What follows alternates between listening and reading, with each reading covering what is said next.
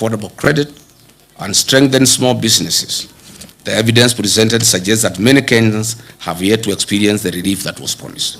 Mr. William Ruto made an ambitious commitment to the people of Kenya. The promise was to place young people at the center of Kenya's economic transformation and restore hope to millions of young people seeking meaningful work.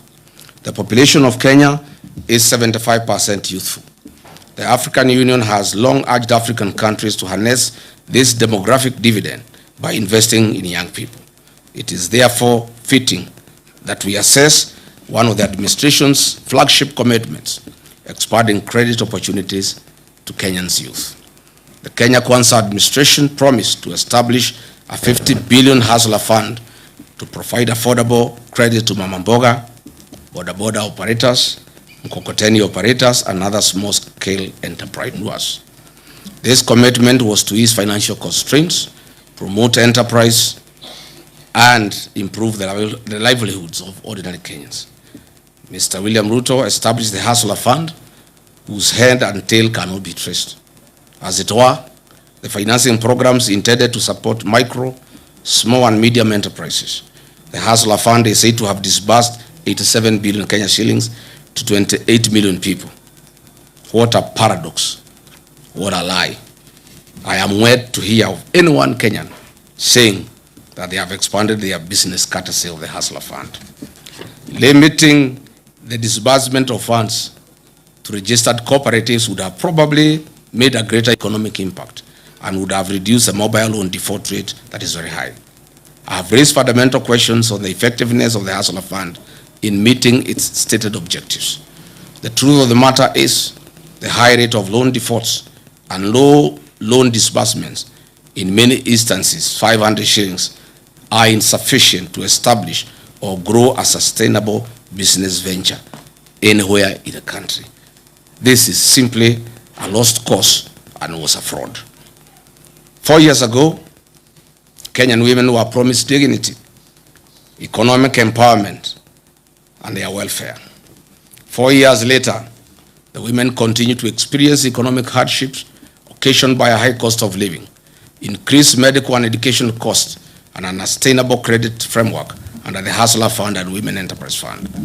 The discontinuation of projects such as Linda Mama and Edu Afya have increased the cost of accessing healthcare and education services to women and their families.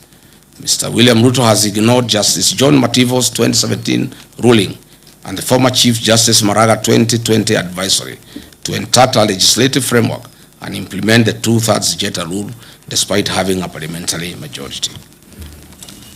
Patriotic Kenyans, the Kenya Kwanza commitment was to turn the housing challenge into an economic opportunity. They promised to build 250,000 houses every year. This was a promise. However, 4 years later, Mr. Ruto has fashioned and turned this into a conduit to steal public land and be the sole supplier of construction inputs, cement, steel, tiles, nails, and MDF panels that manufactures factories he has bought and acquired. The Affordable Housing Fund has collected over $1 billion since its inception. The State Department of Housing and Urban Development has conveniently ensured a low absorption rate of roughly 25% due to the staggered nature of construction phases and investments of proceeds in treasury bills, boards through CDN Bank. CDN Bank is today classified as Tier 2 medium-sized bank. It has graduated from Tier 3 status after achieving a market share of over 1% driven by deposits mobilized from government of Kenya state corporations, Social Health Authority, Nairobi City County Government, and the Affordable Housing Fund levies.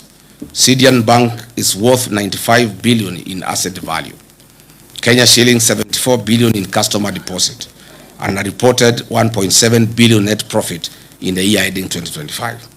Compare this sudden change in fortunes with the 2022 financial year results. This bank had 42 billion Kenya shillings in assets, 30 billion in customer deposit, and a reported loss in the financial year ending 2022. Since William Ruto bought it,